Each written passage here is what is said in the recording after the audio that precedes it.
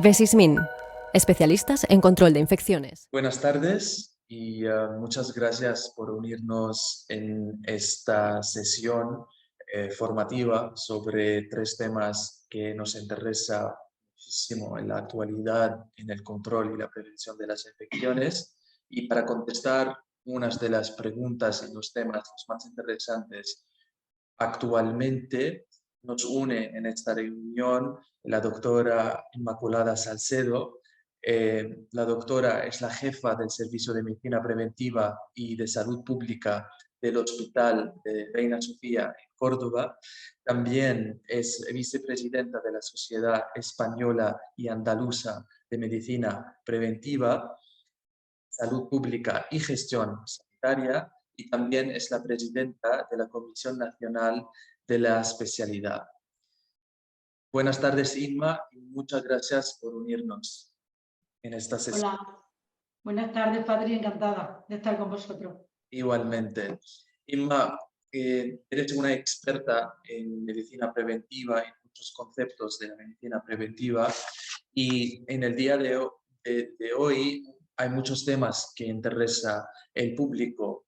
El 23 de julio pasado, en 2022, el director general de la Organización Mundial de la Salud declaró el actual brote de viruela del mono, o monkeypox en inglés, como una emergencia realmente de salud pública. ¿Cuál es la situación actual del brote en España? Pues justamente a día de hoy, que hemos mirado los datos que provienen de la RENAVE, de la Red Nacional de Vigilancia Epidemiológica, que es la base global donde reportan datos todas las comunidades autónomas, hay 6.749 casos de viruela del mono declarados. Digo declarados porque siempre hay casos que por circunstancias determinadas no se declaran. Somos el país, desde luego, de los que más tienen casos de viruela del mono. También es cierto que tenemos unos buenos sistemas de declaración obligatoria, ya que estas enfermedades son de declaración obligatoria. Y como su nombre indica, hay que reportarlas a los sistemas de vigilancia.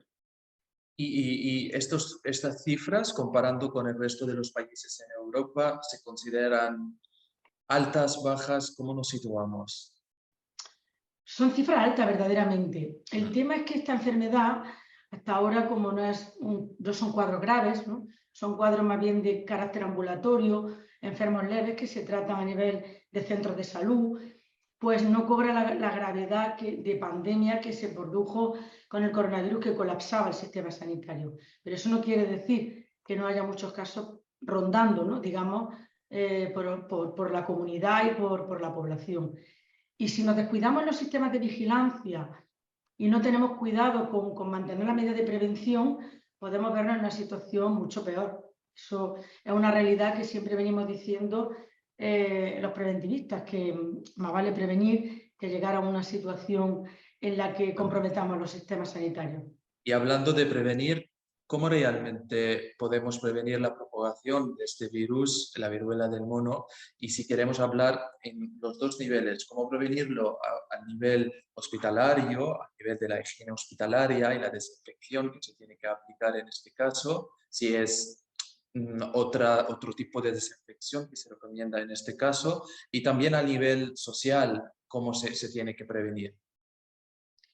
Bueno, pues sabemos que el mecanismo de transmisión de la viruela del mono, el monkeypox, es por contacto estrecho entre personas, ¿no? Que venían derivadas de un reservorio que era el animal, que era el mono. Y bueno, cuando un paciente ingresa, que los criterios de ingreso hospitalario son cuadros más graves por una posible encefalitis o neumonía, etcétera, lo que hacemos es un aislamiento de contacto y aéreo, ¿no? De gota un poco por principio de precaución, porque realmente no tenemos constancia de que la transmisión sea aérea, pero sí vemos que al haber contacto estrecho, ya sea manos, piel a piel o bien secreciones, puede haber un contagio importante. Entonces, en los contactos del hospital, en los estudios de contacto y en el paciente que se ingresa, se hace un aislamiento. Y ese aislamiento pues lleva unas medidas que son el equipo de protección individual para los profesionales que atienden a ese paciente, y luego pues extremar las medidas dentro de lo que es la habitación individual del paciente en cuanto a limpieza de superficies, por supuesto higiene de manos de pacientes, profesionales y familiares. En todas las habitaciones debe de haber un dispensador de solución de base alcohólica para la desinfección de las manos y las medidas que todos conocemos. Luego, la prevención entraría antes en la comunidad, pues con el uso de medidas de barrera para las relaciones sexuales, etcétera, etcétera. Y los casos que estén en domicilio, que estén leves, que son la mayoría, tendrían que tener también una importante higiene de manos, limpieza de superficie y mantenerse aislados por lo menos mientras dure la clínica. Exactamente. Entonces, básicamente, las precauciones de aislamiento son las mismas que aplicamos de toda la vida para todo tipo de virus que se transmite o que requiere un aislamiento, ¿no? Sí, son medidas, la gran mayoría conocidas desde hace tiempo y que se han demostrado eficaces. Es que Vale. lo hemos visto con el coronavirus, ¿no? Como por ejemplo Mm. el hecho de poner la mascarilla desaparecía la gripe. ¿Por qué? Pues porque es el mismo mecanismo de transmisión. En Exacto. cuanto nos relajamos, pues aparece gripe. Incluso en verano, pues sí, en verano también.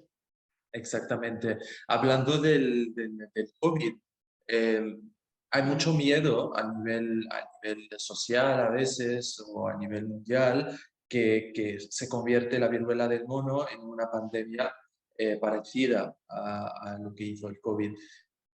¿Cuál es el riesgo realmente de que esto puede pasar conociendo las características de este virus que no son parecidas a las características del SARS? Entonces, ¿qué opinas sobre esto?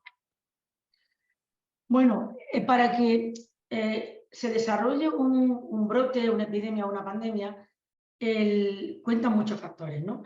Por supuesto, la relajación de las medidas de prevención, también la contagiosidad del germen o del virus, ¿no? Si tiene un índice de reproductibilidad elevado, una R0, que se hablaba al principio mucho con la COVID-19, el R0 va por 2,5, por 3, por 7. Significa que de cada caso puede haber 7 que contagie alrededor. Y esos 7 a su vez a otros 7, ¿no? El caso de la viruela del mono parece que el índice de contagiosidad no es tan elevado.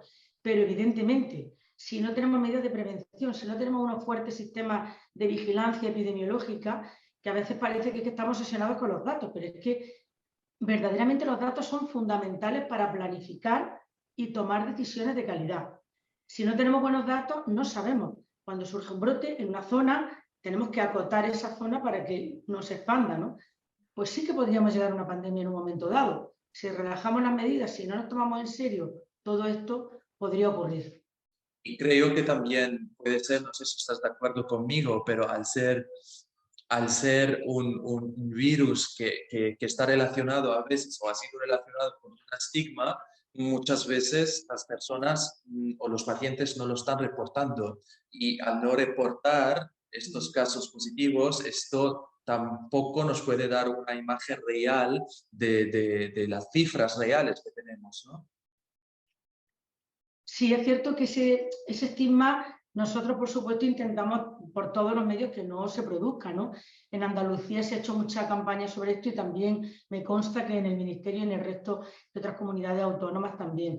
No es un problema de un determinado colectivo, LGTBI+, no. Es un problema de contacto estrecho en grupos de riesgo. ¿Qué ocurre? Que los grupos de riesgo a veces son pues determinados colectivos que tienen múltiples parejas sin protección, que es la clave. Si se tiene protección y se tiene medidas preventivas no tiene por qué ocurrir, pero la promiscuidad sin protección favorece evidentemente los contagios, ¿no? Y por eso es verdad que reportamos muchos casos que van a las consultas, tanto de atención primaria como atención hospitalaria, vienen a nosotros colaborando con infecciosas que los tienen allí también controlados y nosotros pues venimos aquí a vacunarlos, los vacunamos como personas de riesgo. Y es verdad que nosotros desde luego estamos en absoluto desacuerdo con que se estigmatice a nadie porque esto es un problema de todos. Cualquier profesional sanitario se podría contagiar si no tiene ninguna medida de prevención ni de precaución, ¿no? Exactamente, y es muy bueno que se escucha esto o esta información científica de alguien experto como usted, Inma.